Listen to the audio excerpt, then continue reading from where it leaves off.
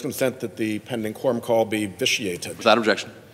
Thank you, Mr. President, and Happy New Year to you. For my 191st Time to Wake Up speech, I want to take the change of years to reflect on what 2017 meant for our carbon pollution of the Earth's climate and what 2018 may bring. Our human use of fossil fuels continued to pour carbon dioxide into the atmosphere in 2017.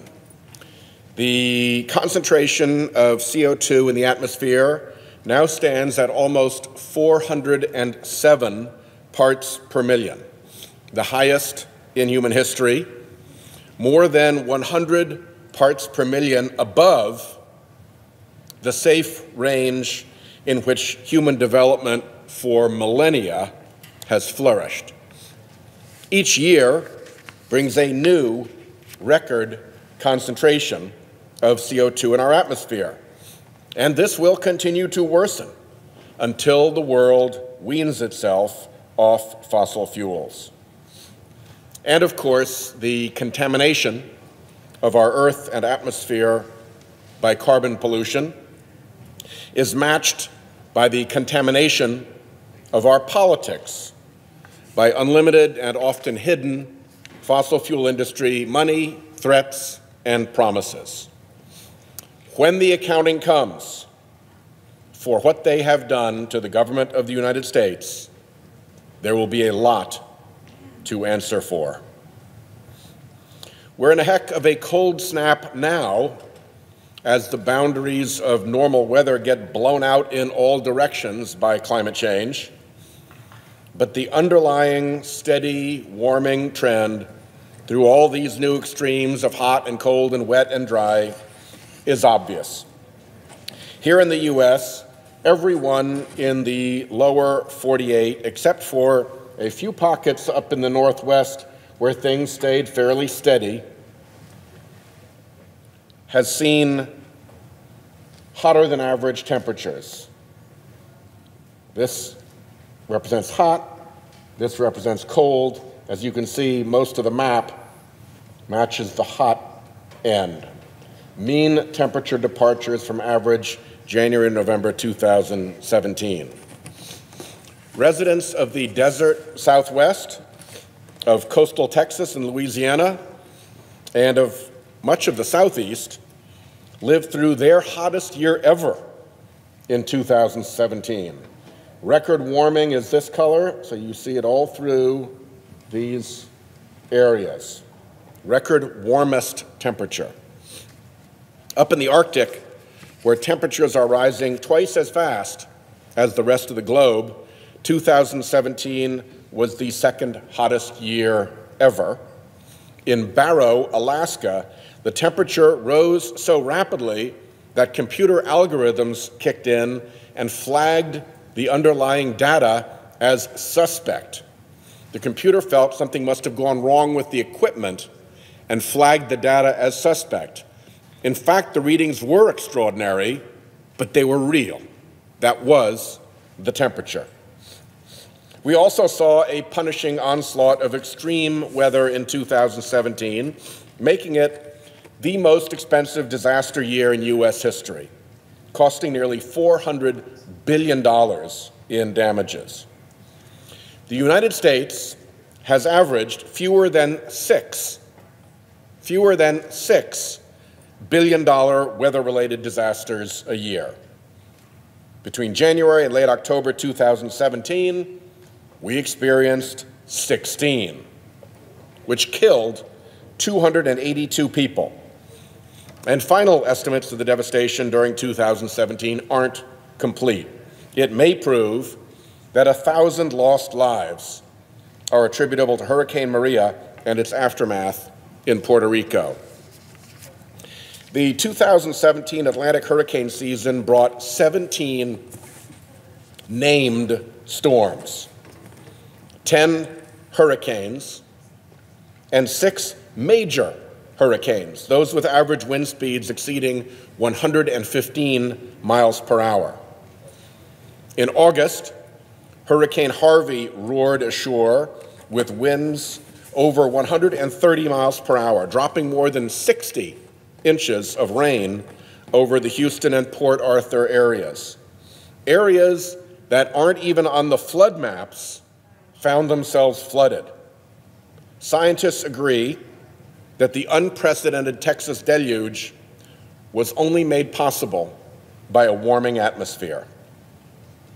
September also brought hurricanes Irma and Maria, which ravaged the Caribbean, including the U.S. Virgin Islands, Puerto Rico, and the Bahamas, as well as Florida. Much of Puerto Rico is still without power, months after the storm. Abnormally warm waters in the tropical Atlantic fueled this punishing succession of storms. Out west, 2017's high temperatures and low rainfall created conditions ripe for wildfire.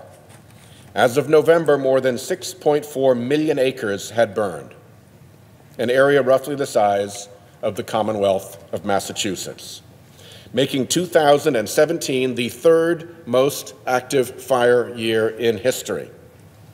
In October, fast-moving wildfires laid waste to the California wine country, destroying almost 9,000 structures and killing more than 40 people.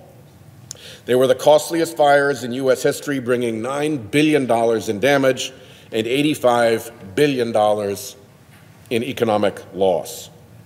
In December, the Thomas Fire exploded across coastal California, burning over 280,000 acres on its way to becoming the largest wildfire in California history. Notably, fire season should have been over by then in California, extinguished by December's customary winter rains, not in 2017. Southern California had near record low rainfall this winter, leaving vegetation desiccated and ready to ignite. The evidence continued to pile up in 2017 of the connection between climate change and this extreme weather.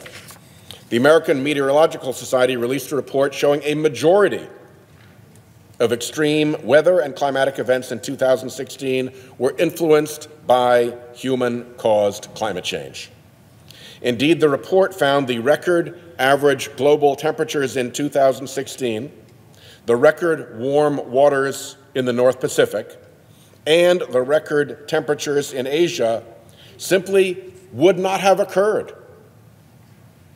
without human-caused climate change. And we should not, as we too often do, overlook the oceans. The added carbon dioxide in the atmosphere that has run up the concentration to 407 parts per million alters the ocean's very chemistry. The added heat trapped by that carbon dioxide in the atmosphere gets picked up by the oceans, and it raises ocean temperatures. Warmer, more acidic seas destroy coral reefs, displace fisheries, and rise along populous shores. We measure all this already. So, with all these alarm bells ringing, how did the United States respond in 2017 to the climate crisis? Our newly inaugurated President, Donald Trump, pointedly ignored the global political and scientific consensus that climate change poses a grave risk to our way of life. A prediction shared by our state universities, our national laboratories, our major scientific associations, even our military. But President Trump nominated fossil fuel stooge Scott Pruitt to run the Environmental Protection Agency. For Energy Secretary, Trump nominated Rick Perry, who uses his office to promote fossil fuel, even announcing a plan to subsidize the coal industry after private meetings with big Trump coal company donors. And then there's Ryan Zinke, Trump's Secretary of the Interior, who's decided to reopen public lands to coal mining and wants to roll back the rule limiting methane emissions from oil and gas drilling on our American public lands. It is literally the Three Stooges. In May, President Trump announced America's withdrawal from the Paris Climate Agreement, leaving the United States the only country on earth to reject this landmark pact. This is not leadership. This is its corrupted opposite. This administration is in hock to the fossil fuel industry like no other. Trump and his pals haven't drained the swamp. They've jumped right in with the biggest swamp monsters of all. The U.S. Chamber of Commerce pays for a phony study claiming the Paris Agreement would cost jobs and economic growth. Trump pulls us out of Paris. The American Petroleum Institute complains about rules limiting methane emissions. Pruitt and Zinke try to roll them back. The Auto Alliance complains about fuel efficiency standards the auto companies agreed to for American cars. Pruitt starts a project to water them down.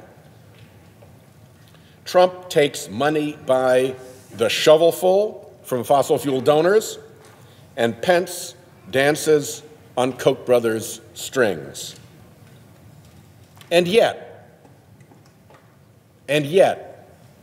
2017 offered reasons to remain optimistic. First is the explosion in renewable energy. In 2017, renewables provided nearly 20% of electricity generation in the United States. As wind and solar costs fell, utilities across the country, even in red states, invested heavily in wind and solar. The renewable energy industry hit 3.3 million jobs, more than all fossil fuel jobs combined. More good news. The leadership void left by the corrupted Trump administration was filled by thousands of state and local governments, businesses, academic institutions, and faith organizations who pledged to honor the Paris Agreement and reduce their carbon emissions. The states of California, Connecticut, Hawaii, New York, North Carolina, Oregon, Virginia, Washington, and I'm proud to say Rhode Island, have all declared that they are still in. Alaska announced it would meet its goals. What's more, California and Washington joined with Canada, Chile, Colombia, Costa Rica, and Mexico to announce a plan to put a price on carbon to rein in emissions. Businesses in 2017 exercised climate leadership in the marketplace. Leading asset manager BlackRock helped break the back of Exxon and Occidental Petroleum's opposition to shareholder resolutions requiring them to report their climate risk to their shareholders. Multinational insurance firm AXA announced that it would divest from its tar sands holdings and stop insuring pipelines that transport tar sands oil. And credit rating agency Moody's announced it will consider climate risk in rating coastal communities' municipal bonds. Companies like Microsoft and Unilever have their own baked-in internal carbon price to help them reduce the carbon intensity of their operations. And then there are the court battles. In 2017, multiple California municipalities sued fossil fuel companies under state public nuisance law to seek help with the huge adaptation costs they face as sea level rises and extreme weather become more common. State attorneys general in Massachusetts and New York defeated attempts by ExxonMobil to disrupt their fraud investigation into whether the company has been covering up what it knew about the risks posed by fossil fuels. By the way, at the very end of last year, we discovered that there were reports through the American Petroleum Institute of the dangers of climate change from renowned scientists, including Edward Teller, going back to 1959. 1959. That's how long this cover-up may have been going on. So, these various things, among businesses, among states, among leaders, among other countries, among state attorneys general in the courts, give me hope for 2018. The renewable energy revolution will continue. It is unstoppable as prices drive the market their way. Forward-thinking business leaders will realize they must fight for good climate policy, not just within their own companies, but also here in Washington. They need to start showing up. The courts, America's courts, will provide a forum for truth and disclosure. Two things very scarce in climate denial, which fossil fuel companies, for that reason, have for years fiercely fought to avoid. But judges will insist on answers, plaintiffs are entitled to discovery, and lying in court gets you punished. World and state and local leaders have picked up the mantle abandoned by Washington Republicans. And who knows? There's always hope. Republicans and Democrats in Congress just might reflect on 2017, on the hurricanes and the wildfires and all the changes already taking place in our home states. May reflect on what all our home state universities are telling us. May look at where young and independent voters are on this issue.